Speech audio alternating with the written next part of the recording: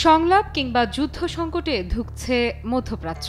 বহুদিন ধরেই ইরান যুক্তরাষ্ট্র দ্বন্দ্বে ঘুরে ফিরে শোনা যাচ্ছে এই দুটি শব্দ, হয় যুদ্ধ না হয় চুক্তি কিংবা আলোচনা। এ বিষয়ে কম জলঘোলা করেনি একরোখা দুই রাষ্ট্র, তবে সংলাপের থেকে বোধহয় যুদ্ধের পাল্লাই ভারী। দুই দেশ মহাসমারোহে নিচ্ছে নিজেদের সর্বোচ্চ সামরিক প্রস্তুতি। মূলত এই সংকটের শুরু ইরানের পারমাণবিক কার্যক্রমকে নিয়ে, সঙ্গে রয়েছে ফিলিস্তিন সংকট, সম্প্রতি আগুনে ঘি ঢালছে ইয়েমেন ইস্যু। সব মিলিয়ে মধ্যপ্রাচ্যে এখন জমজমাট যুদ্ধের আবহ।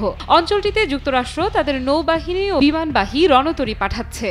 এদিকে ইরান বলছে কেউ তাদের আক্রমণ করার সাহস করবে না। মার্কিন বাহিনীর এই উপস্থিতি ইতোমধ্যেই বড় সংঘর্ষের ইঙ্গিত দিচ্ছে। তবুও তেহরানের তেজ কমেনি একটুও। ইরান জানিয়েছে মার্কিন সামরিক উপস্থিতি বাড়ালেও ইরানের দিকে চোখ তুলে তাকানোর সাহস হবে না কারো। ইরানের পররাষ্ট্রমন্ত্রী আব্বাস আরাকচি বলেন, আমাদের শত্রুরা ভালোভাবেই জানে যে আমাদের ভূখণ্ডে কোনো ধরনের আগ্রাসনের কি পরিণতি হতে পারে। আমাদের প্রস্তুতি প্রতিরোধ হিসেবে কাজ করছে, যা নিশ্চিত করে যে কেউ ইরানের সীমান্ত লঙ্ঘন করার ক্ষমতা বা সাহস রাখে না। আমাদের প্রতিপক্ষরা সম্পূর্ণভাবে সচেতন যে আমাদের সশস্ত্র বাহিনী, জরুরি পরিষেবা এবং সরকার কতটা সক্ষম ও প্রস্তুত। এই প্রস্তুতি আমাদের সুরক্ষা ও শক্তি যোগায় এবং যে কোনো সম্ভাব্য আগ্রাসন প্রতিরোধ করে। এই সময় আব্বাস আরাকচি আলোচনা কিংবা সমঝোতার বিষয়ে বলেন, ইরান সরাসরি যুক্তরাষ্ট্রের সঙ্গে কোনো আলোচনা করবে না, তবে মধ্যস্থতাকারীদের মাধ্যমে পরোক্ষ আলোচনার পথ খোলা রয়েছে। ইরান সর্বোচ্চ চাপ ও হুমকির মুখেও যুক্তরাষ্ট্রের সঙ্গে সরাসরি আলোচনায় বসবে না।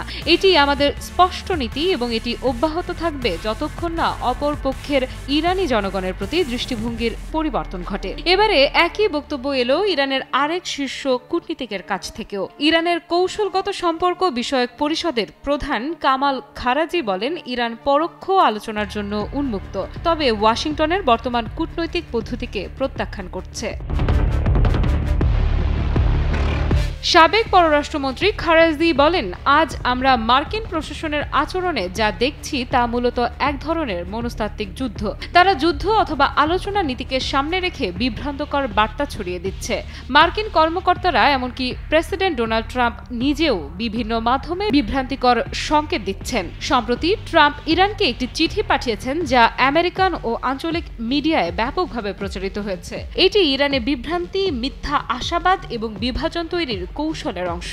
কিছু মানুষ বিশ্বাস করতে শুরু করেছে যে ট্রাম্প সত্যি তেহরান ওয়াশিংটনের মধ্যে সম্পর্ক উন্নত করতে চান, যা সত্যি নয়। তাহলে মার্কিন কৌশলের প্রকৃত উদ্দেশ্য কি? এটি মূলত তীব্র অর্থনৈতিক নিষেধাজ্ঞা এবং সামরিক হুমকির ছায়ায় ইরানকে আলোচনায় টেনে আনার চেষ্টা। এ সময় তিনি সতর্ক করে বলেন, এই ধরনের আলোচনা সুস্পষ্ট নীতির অভাবে বিশ্বাসযোগ্য নয় এবং অতীত অভিজ্ঞতার ভিত্তিতে এদের উপর নির্ভর করা যায় না। এই কৌশলের ফলাফল একতরফাভাবে নিজেদের শর্ত চাপিয়ে দেয়া এবং ভয়ভীতির পরিবেশ তৈরি করা ছাড়া কিছুই নয়।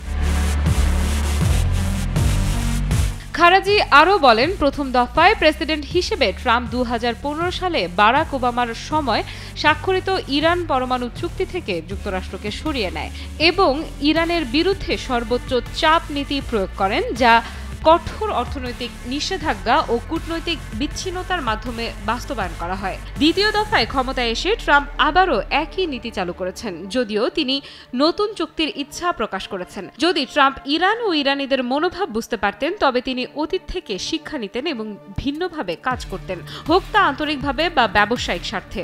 ট্রাম্পের বোঝা উচিত ছিল যে ইরানিরা কখনো চাপ বা জোর জবরদস্তিতে মাথা নত করবে না, বরং তারা নম্রতা ও সততার প্রতি ইতিবাচক সাড়া দেবে। তবে এ সময় তিনি নিশ্চিত করেন, ইরান এখনও সব দরজা বন্ধ করেনি। তারা পরোক্ষ আলোচনার জন্য উন্মুক্ত, যাতে প্রতিপক্ষের অবস্থান মূল্যায়ন করা যায়, নিজেদের শর্ত তুলে ধরা যায় এবং প্রয়োজনীয় সিদ্ধান্ত নেওয়া যায়।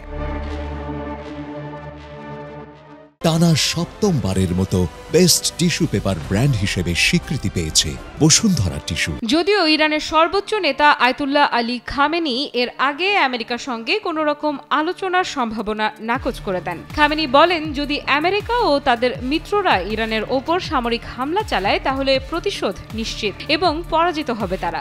আমেরিকার প্রেসিডেন্ট দাবি করেছেন যে তারা আলোচনার জন্য প্রস্তুত। এটি বিশ্ব জনমতকে বিভ্রান্ত করার একটি কৌশল। আমেরিকার সঙ্গে আলোচনা নিষেধাজ্ঞা অপসারণ করবে না, বরং তা চাপ আরও বাড়াবে। ইরান কয়েক বছর ধরে পরমাণু চুক্তি নিয়ে আলোচনা করেছে, কিন্তু আমেরিকার প্রেসিডেন্ট সেই চুক্তি ছিঁড়ে ফেলেছেন। যখন আমরা জানি যে তারা আলোচনার প্রতিশ্রুতি রাখে না, তখন এমন আলোচনা করার কোনো প্রয়োজন নেই। যদি আমরা পারমাণবিক অস্ত্র তৈরি করতে চাইতাম, তাহলে আমেরিকা আমাদের থামাতে পারত না। তিনি যুক্তরাষ্ট্রের প্রতিশ্রুতি ভঙ্গের ইতিহাসের কথা উল্লেখ করে বলেন, এই ধরনের আলোচনা কেবলই প্রহসন। আফরিদা ইফরাত, নিউজ 24।